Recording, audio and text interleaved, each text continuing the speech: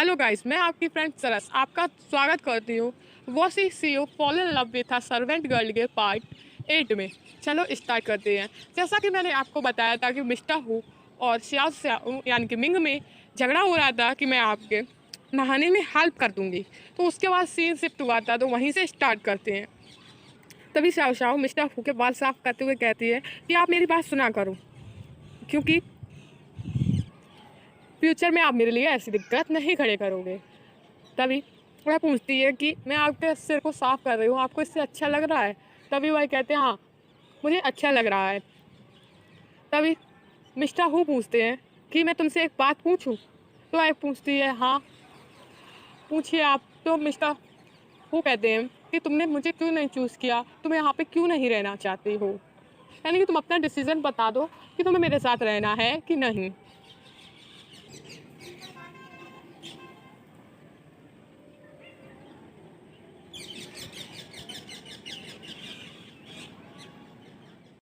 तभी श्याओ श्याओ कहते हैं कि मिस्टर हु मुझे चूज़ करने में दिक्कत है, यानी कि मैं चीज़ को समझने में थोड़ा सा टाइम लेती हूँ, मैं बहुत स्लो हूँ, यानी कि धीमे धीमे काम करती हूँ। तभी मिस्टर हु कहते हैं इसका मतलब कि तुम्हें नहीं पता कि तुम्हें क्या चूज़ करना है, यानी कि तुम्हें इसके बारे में कोई जानकारी नहीं है कि तुम मुझे चूज़ करना चाहते हो या ब्रदर फैन फैन को, और तुम्हें इसके लिए भी सोचना पड़ रहा है। तुम इमेजिन कर सकती हो कि मैं और ब्रदर फैंग फैंग दोनों नदी में एक साथ गिर गए, तो तुम किसको बचाओगी? तभी श्याओ श्याओ कहती है कि मैं आपको बचाऊंगी, यानी कि हमारी मिंग कहती है।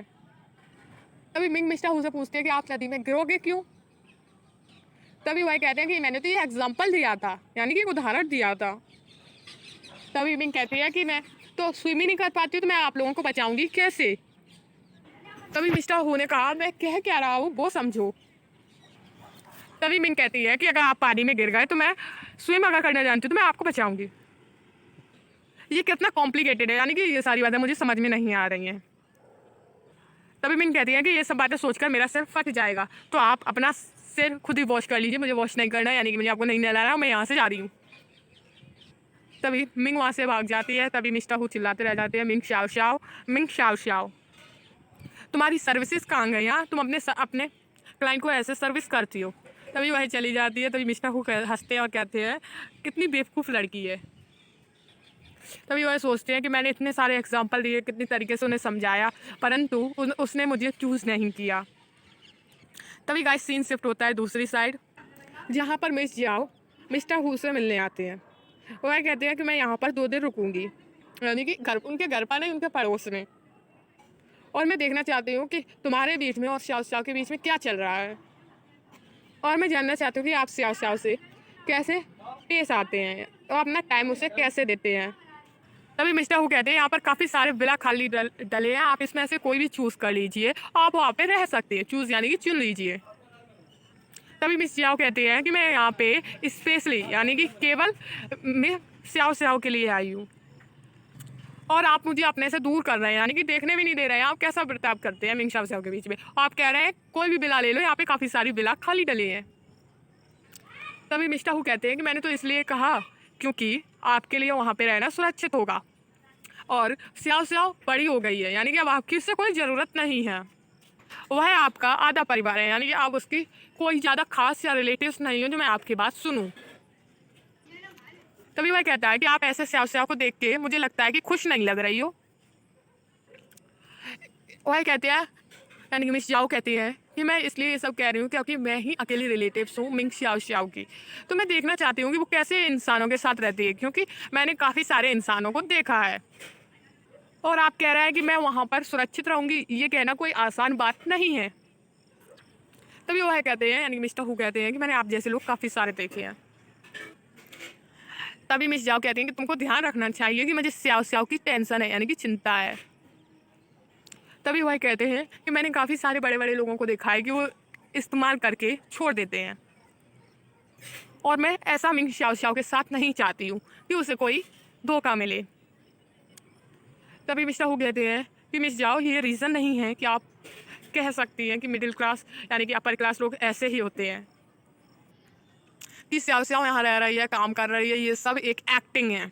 स्याओ स्याओ ने यहाँ पे कॉन्ट्रैक्ट साइन किया हुआ है, अच्छा जॉब करती है, यानी कि अपना काम अच्छे से करती है, और मैं उसे कोई परेशानी नहीं देता हूँ और उसे इनकरेज, यानी कि उससे ये नहीं कहता कि तुम ये नहीं कर सकती हो, और वो यहाँ से भागने के लिए नहीं कहता अगर तुम ये नहीं कर सकती तो तुम ये काम छोड़ के चले जाओ।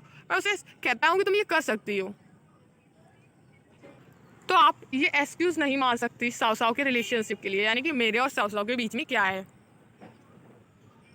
तभी मिस जाओ कहती है कि मुझे माफ़ कर दीजिए, परंतु ये एज ही ऐसी है जिसमें मैन और वुमेन एक दूसरों से लव करने लगते हैं, यानी कि प्यार करने लगते हैं, और मैं नहीं चाहती कि मैं आपको कोई परेशानी दूँ क्योंकि आप साव साव की फैमिली हैं। तभी मिस जाओ ने बता दिया कि साव साव एक स्पेशल पर्सन है, सारे जितने भी स्कूल में चिल्ड्रंस थे, यानी कि बच्चे थे, उन सबसे अलग है वो। तभी मिस्टर हु कहते हैं, पहली बात, मैंने स्याओ स्याओ को कभी ऐसे नहीं देखा कि वो सब में स्पेशल है।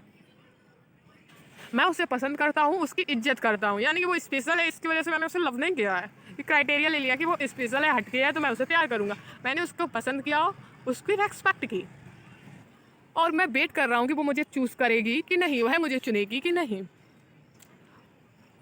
हाँ, अगर उसने मुझे चूज़ नहीं किया तो मैं उसे जाने दूंगा।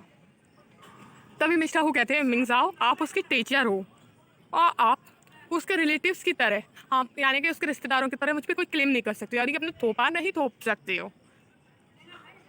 क्योंकि आप अच्छे से जानते हो आप उसकी कोई रिलेटिव्स नहीं हो, यानी कि कोई रिश्तेदार नहीं हो, और वह अकेली रहती है, तो आप उसे बुली भी नहीं कर सकती, उसे या मुझे बुली नहीं कर सकती हो कि हम लोग अलग हो जाएं। तभी मिस्टर हु कहते हैं, अगर तुम्हें कुछ अच्छा बोलना हो मिस जाओ तो यहाँ रुको, वरना यहाँ से आप चली जाओ। परंतु मुझे ऐसा लगता है कि आप उसे बुली करती हो और उसे चीट कर रही हो। तभी मिस जाओ गुस्से में आती है, वो कहती है कि तुम ये बेफजूल की बात कर रहे हो मेरे और श्याओ श्याओ के बारे में। तभी मिस जाओ कहती है, मिस जाओ से मिस्टर हु कहते हैं कि वह रिएक्ट करती है किसी चीज़ को स्लोली, यानी कि वह किसी चीज़ को स्लोली समझ पाती है, यानी धीमे समझ पाती है, परंतु वह बेवकूफ़ नहीं है, और उसको भी हर्ट होता है, यानी कि परेशानी होती है, यानी कि दुख होता है, और वह भी लोगों से प्यार करती है। तभी मिस्टर हु कहते हैं कि तुम्हें लगता है कि तुम उसकी मैनेज कर पाओगी सारी लाइफ, यानी कि अपने अकॉर्डिंग उसकी सारी लाइफ चला सकती हो। तभी मिस्टर उठते हुए कहती है कि मैं इसमें तुम्हारी कोई मदद नहीं कर सकती हूँ, परंतु आपको ये एडमिट करना होगा, यानी स्वीकार करना होगा स्याओ स्याओ आपसे लव करती है कि नहीं करती, यानी कि प्यार करती है कि नहीं करती, कि आपको इमेजिन ही करना है कि आप उससे प्यार करते हो तो वो आपसे प्यार करती है। आपका ये इमेजिनरी लव कुछ नहीं कर पाएगा स्याओ स्याओ के लिए। स्याओ स्याओ एक अच्छी लड़की है और उसका नेचर भी अच्छा है, यहाँ यहाँ तक कि वह बिल्लियों को, स्नेल्स को, हर चीज़ को पसंद करती है, कि आपका नंबर उन स्नेल्स और आंट के बाद आ जाए, यानी चींटी के बाद आ जाए, और वह वहाँ से जाने लगती है। तभी मिस्टर हु सोचते हैं, वह चली जाती है, तभी मिस्टर हु सोचते हैं ये कौन सी बड़ी बात है, वह भी थोड़ी ही ज़िंदगी जीते हैं और मैं भी थोड़ी ही ज़िंदगी जीऊँगा, यानी कि हम दोनों बराबर हैं। तभी सीन शिफ्ट होता है दूसरी साइड। तभी दरवाजे में खटखने की आवाज़ आती है और बाहर से कोई चिल्ला रहा होता है, स्याओ स्याओ स्याओ स्याओ। तभी वहाँ पर स्याओ स्याओ भागती हुई उसे देखने जाती है। वह गेट खोलती है तो देखती है बाहर ब्रदर लॉन्ग फैंग खड़े हुए हैं। तभी वह देखती है कि बाहर ब्रदर लॉन्ग फैंग मिलने हुए उससे आई है। वह ब्रदर लॉन्ग फैंग को गले लगा लेती है। तभी ब्रदर लॉन्ग फैंग कहते हैं कि मैंने तुम्हारे लिए काफ़ी सारे पैसे सेव किए थे, यानी कि बचाए थे, और मैं उससे तुम्हारे लिए एक फ़ोन लाया हूँ। तुम्हें उसकी ज़रूरत थी ना, तुमने मुझसे इस बारे में बहुत पहले कहा था, तो मैंने कुछ ज़्यादा मनी तो नहीं बचा पाई, परंतु जितनी भी बचाई उससे तुम्हारे लिए ये ले आया। तभी मिस मिंग शाओ शाओ पूछती है कि इसमें पिग्गी बैंक है ना जो तुम मेरे लिए लाए हो। तभी ब्रदर लॉन्ग फैंग कहते हैं, हाँ मुझे लगा कि तुम्हें ये पसंद आएगी, फ़ोन के लिए तो मेरे पास पैसे हुए ही नहीं। तभी वही कहती है, हाँ ठीक है, अगर आप मुझे कोई भी तोहफा देते हो तो मुझे वो सारे तोहफे पसंद आते हैं। तभी ब्रदर लॉन्ग फैंग कहते हैं कि अगर तुम्हें कुछ भी चाहिए हो तो मुझे बता सकती हो। तभी वहाँ पे मिस्टर हु आते हैं, तो ये दोनों लोग पीछे मुड़कर देखते हैं और वह कहते हैं, बेवकूफ़ भाई, यानी कि क्रेजी ब्रदर, शाओ शाओ को कुछ भी नहीं चाहिए तुमसे, और तुम्हारा यहाँ पर स्वागत है। तभी ब्रदर लॉन्ग फैंग कहते हैं, यही तुम्हारा खड़ूस बॉस है ना, इसका नाम यूथिंग है, जिसे सब लोग प्रेसिडेंट हु कहते हैं। तभी मिस्टर हु की नज़र जाती है कि brother Long Fang Ming Shao Shao का हाथ पकड़े हुए हैं। तभी मिंग बताती है कि ये मेरे ब्रदर लॉन्ग फैंग हैं, ये मुझे यहाँ पर देखने आए हैं। क्या हम कुछ बातें कर सकते हैं? तभी मिस्टर हु कहते हैं कि तुम कैसे कैसे लोगों को यहाँ पर बुला लेती हो, मुझे पसंद नहीं है कि तुम किसी अनजान लोगों से मिलो। तभी वह कहती है ठीक है। तभी ब्रदर लॉन्गफेंग कहते हैं कि ये आदमी पैसे वाला है तो ये कुछ भी खाएगा, मैं इस समय तुम्हें लेने आया हूँ और तुम मुझसे बातें करो और हम लोग एक साथ रहेंगे। तभी मिस्टर हु गुस्से में चिल्लाते हुए कहते हैं कि तुम चली जाओ यहाँ से छोटी लड़की। फिर तुम जानना कि अमीर आदमी जब किसी से नफरत करता है तो वह कैसे करता है, और तुम यहाँ से जाओ। तभी मिंग कहती है कि ब्रदर लॉन्गफेंग तुम यहाँ से जाओ, मैं यहाँ पे काम करती हूँ, यहाँ से जाओ तुम। और वह गेट बंद कर लेती। बाहर ब्रदर लॉन्गफेंग चिल्लाता रह जाता है, श्याओ श्याओ श्याओ श्याओ, गेट खोलो श्याओ श्याओ। क्या तुम्हें याद है तुमने क्या प्रॉमिस किया था कि तुम बड़ी होकर मेरी गर्लफ्रेंड बनोगी और मैं हमेशा तुम्हारा इंतज़ार करूँगा। तभी सीन शिफ्ट होता है दूसरी साइड, जहाँ पर मिस्टर हु और मिंग श्याओ श्याओ काफ़ी सारे तारे देख रही होती है। तभी मिंग कहती है देखो यहाँ पे कितने सारे तारे हैं और कितना बड़ा मून है। मिस्टर हु इसे देखो, ये कितना सुंदर लग रहा है। तभी मिस्टर हु पूछते हैं कि तुमने ब्रदर लॉन्गफेंग से प्रॉमिस किया था कि तुम उनकी गर्लफ्रेंड बनोगी, क्या तुम मुझसे प्यार करती हो? तभी मिंग श्याओ श्याओ कहती है ये होता क्या है, हम अच्छे दोस्त थे तो हमने प्रॉमिस कर दिया कि हम लोग साथ साथ रहेंगे और मैं तुम्हारी गर्लफ्रेंड बनूंगी। और वह बताती है कि मुझे रिलेशनशिप के बारे में कोई ज़्यादा जानकारी नहीं है कि दो आदमी कैसे रहते हैं उसके बारे में मुझे कैसे पता नहीं है। तभी मिस्टर हु सोचते हैं कि हाँ ये वास्तव में बेवकूफ़ है, इसे इसके बारे में कोई भी जानकारी नहीं है। तभी वह उसकी नाक पे हाथ फेरते हुए कहते हैं श्याओ श्याओ देखो आसमान में काफ़ी सारे तारे हैं, जैसे कि हमारे कई सारे दोस्त होते हैं, परंतु प्यार इन सब से अलग होता है। हमारा प्यार होता है जैसे कि एक चांद की तरह, जैसे कि चंद्रमा चमकता है वैसा ही हमारा लव होता है, और वह यूनिक होता है यानी कि सबसे हटके होता है। तो इसी तरीके से जब तुम्हें प्यार होगा केवल एक ही इंसान से होगा। जैसे कि आसमान में तारे काफ़ी सारे होते हैं परंतु चंद्रमा अकेला है, ऐसे ही दोस्त भी काफ़ी सारे होते हैं परंतु प्यार अकेला होता है। तभी मिंग श्याओ श्याओ कहती है इसका मतलब मेरे दिल में तो केवल मिस्टर हु है, तो इसलिए मेरा मूड आप ही हो, मैं केवल आप ही के बारे में बात करती हूँ, तो इसका मतलब हम दोनों लोग रिलेशनशिप में हैं।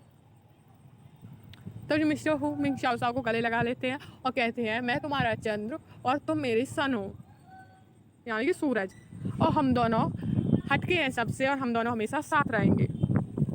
तभी मिंग श्याओ श्याओ मिस्टर हु को किस कर लेती हैं। तभी वह कहते हैं लुक एट द मैटर।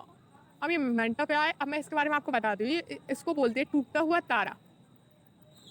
तभी मिंग श्याओ श्याओ विश मांगते हैं कि मुझे परमिशन दे दो, अलाउ कर दो कि मैं मिस्टर हु को हमेशा लाइक करूं यानी कि पसंद करूं। तभी मिस्टर हु भी सोचते हैं मिंग श्याओ श्याओ को देखते हुए कि हाँ मैं हमेशा तुम्हारे साथ जब तक मेरी ज़िंदगी है ये तारे देखूं। अब यहीं पर आज के पार्ट का एंड होता है। Bye bye guys, like share and comment my channel.